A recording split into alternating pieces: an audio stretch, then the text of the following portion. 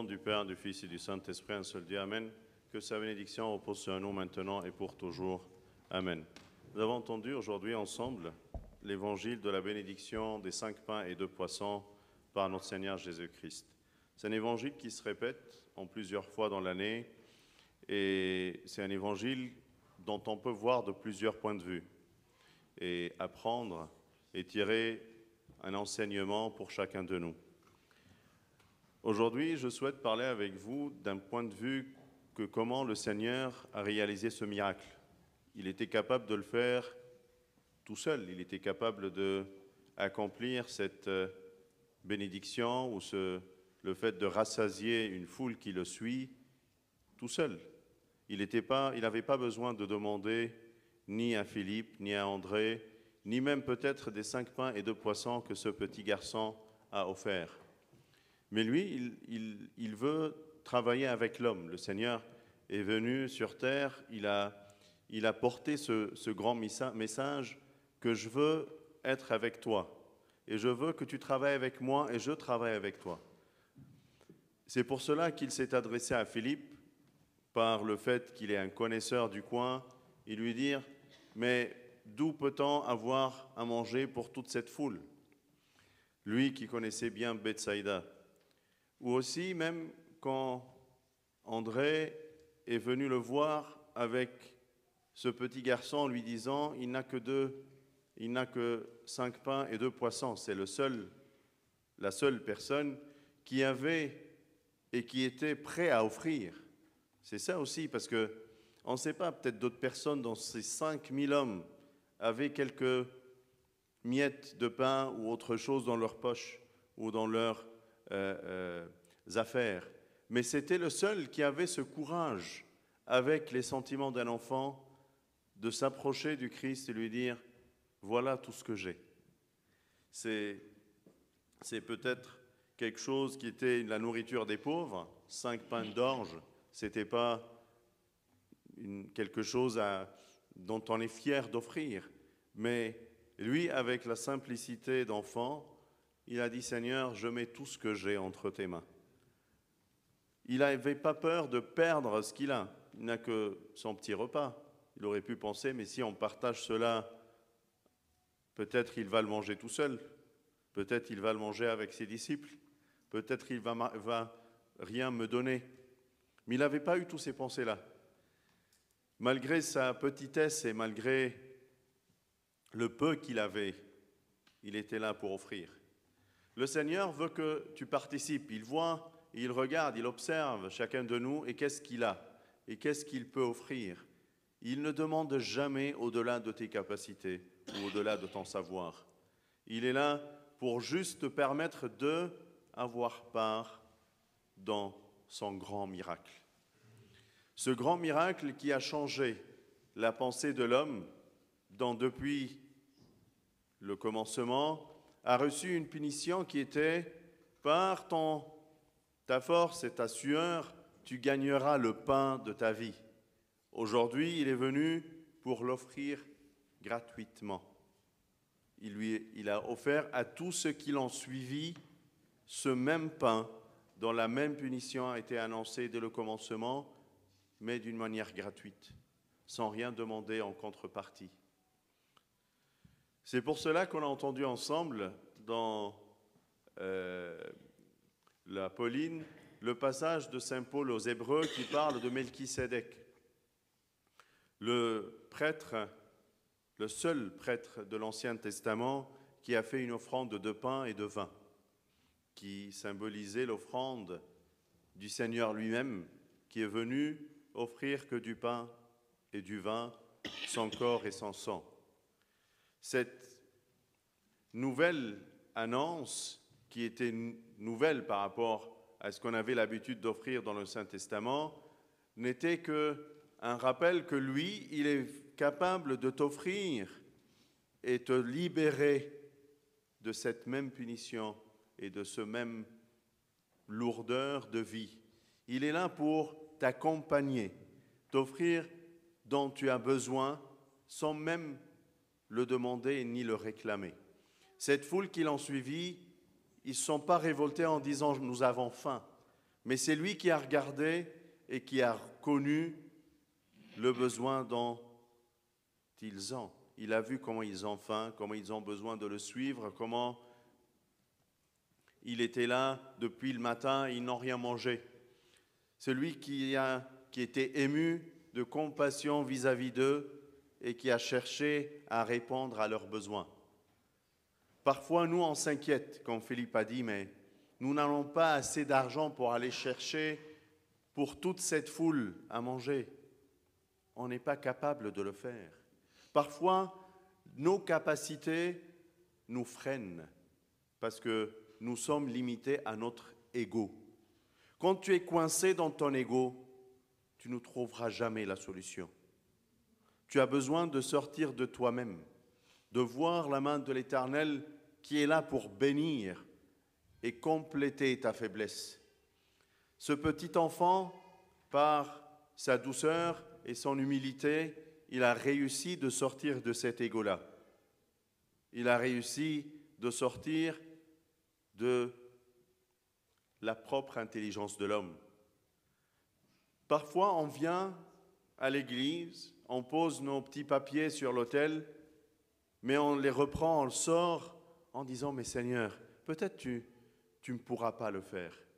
Tu n'es pas capable de répondre à mes besoins. » Et tu sors avec les mêmes soucis dans ta tête. Mais pourquoi tu n'as pas confiance en lui? Pourquoi tu ne te dis pas « Ça y est, je suis soulagé.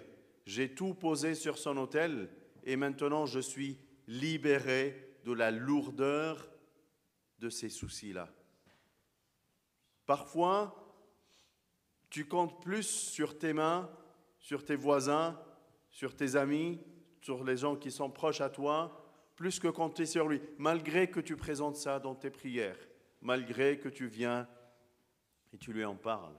Pourquoi tu sors aussi soucieux? Vois sa main, vois sa présence au sein de la fournaise ardente, comme c'était le cas pour les 3 jeunes hommes. Il était présent et il a changé la façon dont ils ont vu et senti cette fournaise. On passe à travers des épreuves, des problèmes, des difficultés dans notre vie. Mais on a besoin de la foi de ce petit garçon qui était là en lui disant « Seigneur, c'est tout ce que j'ai, c'est tout ce que je peux faire. Voilà mes petites capacités. Regrette pas ta petitesse, regrette pas ta faiblesse, mais juste reconnais-la et mets-la entre ses mains. Et il est là pour bénir et compléter cette faiblesse par sa puissance. Parfois, tes soucis ne te permettent pas de voir sa main dans ta vie, te bloquent d'une certaine manière à même refuser.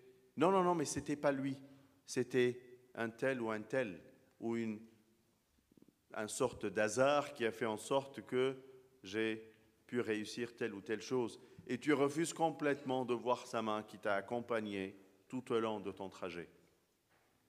Voilà un grand miracle que personne ne peut nier, que toute la foule a participé à ce miracle. Même tous les disciples étaient là pour ramasser le reste de ce qu'ils ont mangé. 12 paniers remplis de miettes et du reste de ces 5 pains et 2 poissons. C'est ça la vraie bénédiction. C'est ça le travail qu'il te demande, de récolter la bénédiction de sa main dans ta vie. Cherche à voir sa main, cherche à reconnaître ta faiblesse. Il sera là pour compléter et aller jusqu'au bout pour te faire sentir cette grande bénédiction.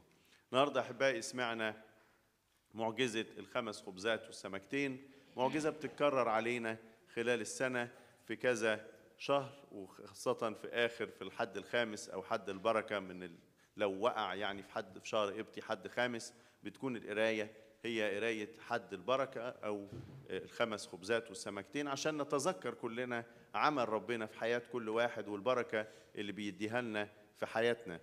نلاقي في انجيل النهارده نقدر نبص له باكتر من زاويه ونتعلم منه حاجات كتير. نقف عند ازاي رب المجد خلى كل واحد موجود في المكان يشترك بحسب امكانياته في العمل ده. كان هو قادر ان هو لوحده يخلي كل الجموع دي تشبع، قادر ان هو يقدم لهم فعلا الخبز اللي هم محتاجينه والاكل اللي هم يعني محتاجين اليه. نلاقي ان هم حتى ما طلبوش ده، او مثلا ما قالوش احنا جعانين وماشيين من الصبح، او تذمروا لوجودهم معاه، لكن هو اللي نظر اليهم وتحنن وعرف احتياجهم، وعرف الحاجه اللي هي كانت ناقصاهم والحاجه اللي هم محتاجين لها في الوقت ده. ونلاقيه لما قال مثلا لفيلبس طيب نقدر نعمل ايه دلوقتي، نقدر ازاي نشبع العالم دي كلها، كان عايز بس ان فيلبس يشترك. بس فيلبس بطريقته او بطريقه كل واحد مننا شاف المشكله ما شافش الحل، شاف المشكله اللي قدامه وما شافش ايد المسيح ووجوده في وسطهم. كتير المسيح يبقى واقف قدامك بس ما تشوفوش، تشوف المشكله، تبقى حاطط كده المشكله بينك وبين ربنا، مش ربنا هو اللي بينك وبين المشكله. لما تحط المشكلة بينك وبين ربنا تحس ان في حاجة كبيرة، في جبل عالي جدا، حتى هو ده اللي بيفصلك عن ربنا، مش قادر تشوفه ولا تتمتع بيه. لكن لما تحط ربنا بينك وبين المشكلة، المشكلة ما يبقى لهاش وجود وما تبقاش حتى شايفها. نلاقي الطفل ده اللي جابه أندراوس وقال ما فيش غير الطفل ده اللي عنده 5 خبزات وسمكتين. بمشاعر الطفل وبهدوءه وبودعته قدر يجي. يمكن كان في ناس كبار معاهم كسر او معاهم حاجات في جيوبهم او في امتعتهم، لكن ما حدش جرؤ ان هو يجي ويحط القليل اللي معاه بين ايدين المسيح. يمكن اللي فكر يمكن هو هياكله وهيحرمنا من الاكل، زي الشخص اللي كان معاه وزنه وقال ان سيدي ده انسان قاسي، هيحصد من حيث لا يزرع ويجمع من حيث لا يعني يتعب. فبالتالي كان ممكن يقول ده هياخد مني الحاجة دي وأنا كده هتحرم مني، يمكن هياكلها هو والتلاميذ. كان ممكن أفكار كتير تعوق هذا الطفل إن هو يقدم ده، أو تعوق أي إنسان زي ما بتعوق أي إنسان. تقول لا ما يعني أنا هعرف أعمل إيه، أنا هقدم إيه، أنا هقدر أعمل إيه، أنا مش هعرف. وتبتدي تلجأ لحلول كتير ممكن تكون حواليك غير الحل الصحيح والحل الوحيد اللي ممكن يغير في حياتك. لكن الطفل ده بوداعته جه وحط 5 أرغفة شعير، أكل فقراء، يعني حاجة كده ممكن يتكسف وهو مقدمها، لكن قدمها بمحبة قلب، وقدمها بإيمان حقيقي إن الله ده قادر، أو بإن هذا الشخص قادر إن هو يبارك وإن هو يعمل ده. زي ما زمان إبراهيم قدم ابنه إسحاق وهو مؤمن إن ربنا قادر يقومه من الأموات، ما كانش عنده مشكلة إنه يقدم ابنه وحيده حبيبه لله، وكان متأكد وواثق إنه هيقومه من الأموات، فعشان كده قدمه بكل سلام. نلاقي برضك بولس النهارده بيقرا لنا أو بيسمعنا قصة ملكي صادق. ملكي صادق الوحيد في العهد القديم الكاهن اللي قدم تقدمة خبز وخمر عشان يفكرك بالتغيير اللي حصل في حياتك.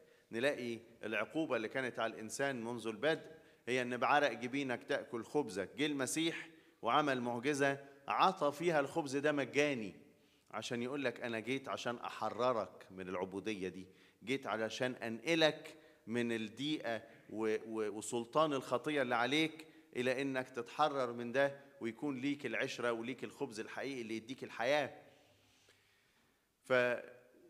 بإيمانك ده تقدر تغير حاجات كتير في حياتك، تقدر تشوف حياتك نفسها بشكل مختلف، تقدر تعيش حتى الضيقات والتجارب اللي هي بتمر عليك وبتمر على كل واحد مننا بإيمان حقيقي إن الله قادر إن هو ينقل ويغير ويبدل. صحيح المشكلة ممكن تظل قائمة، زي ما ال3 فتية فضلوا جوه أتون النار ما طلعوش، لكن وجود المسيح معاهم جوه الأتون هو اللي غير إحساسهم بالأتون. وجود ربنا معاك جوه مشاكلك وجوه أتعابك هو ده اللي ممكن يغير إحساسك بالمشكلة ذاتها. الصليب لو هتشيله لوحدك هيبقى تقيل عليك، لكن لما يبقى مشترك مع المسيح، عشان كده المسيح خلى الكل يشترك، عشان يقول لهم أنا بشيل معاكم أتعابكم وأنا بشترك معاكم في الحلول. نقول كده إيه؟ اشترك في الحلول معنا في القداس. وكون ان ربنا يشترك معاك وانت تشترك معاه، يكون في شركة حقيقية بينك وبين ربنا، هو ده اللي يغير حياتك، خليك تشوف الحياة كلها بمنظور مختلف، تشوف الناس اللي حواليك مختلفة، وتشوف انت نفسك وأسرتك وحياتك وأولادك بشكل مختلف. لكن رفضك لعمل الله في حياتك، رفضك للتعزية، رفضك لأن الله بيدبر حياتي كما يليق، بيعطيني الحاجة فعلا اللي أنا محتاج لها. أنت يا رب حياتي بين إيديك أصلا، أنت تعرف تعمل في حياتي أكتر مما أنا كنت أتخيل أو أتصور. أحيانا ممكن يكون لي طموحات شخصية، لكن الطموحات دي غير نافعة ليا وغير نافعة لبيتي. أنت يا رب تعرف، أنت اللي نظرت وتحننت على الجموع دي كلها وعرفت احتياجاتهم. أنت يا رب بتفحص القلوب والكلى، عارف احتياجاتي أكتر مني. مهما كنت بطلب منك حاجات يا رب، لكن يا رب اصنع لي ما هو الأنسب. كتير نسعى إلى الأفضل، كتير كده ده بندور على أحسن حاجة وأحسن، لكن دايما بننسى إن الأفضل مش هو أحسن حاجة، ولكن الأنسب هو الأفضل. الله عارف إيه أكتر حاجة مناسبة ليك ولشخصك ولحياتك، وهو قادر إن هو يدبر فيها ما هو أفضل بالنسبة لك أنت. ما تفتكرش إن في حاجة اسمها أحسن حاجة أو أغلى حاجة أو أعمل، وتقعد تدور وتجري ورا سراب، لأنك بتجري ورا حاجة قد تكون مش مناسبة حتى ليك. لكن الله فاحص داخلياتك، عارف أنت احتياجاتك إيه، دايما بيديلك ما هو أنسب لحياتك ولخلاص نفسك. الأنسب ده قد يكون في تجربة، في ضيقة، في تعب، في اختبار، في حاجات كده تمر في حياتك، لكن ثق إن ده ما يسمى بالأنسب إلى خلاص نفسك. بتتزكى بيه، بتعلى بيه، بيبقى ليك كرامة وليك مجد في السماء بكل حاجة أنت بتعيشها على الأرض. شوف كده واحلم لبكرة، شوف طموحاتك الروحية بتوصل لغاية فين. هتلاقي جوه طموحاتك الروحية دي كل حاجة بتمر في حياتك، وكل تعب ممكن يجي ويمر فيها. ربنا يدينا أحبائي إن احنا نكون دايما شايفين القيامة مع الصليب، شايفين الشبع وسط الجوع والتعب، شايفين إيده اللي بتكمل ضعفاتنا عشان يكون لينا دايما فرح العشرة والشركة معاه. له كل مجد وكرامة من الآن وإلى الأبد، آمين.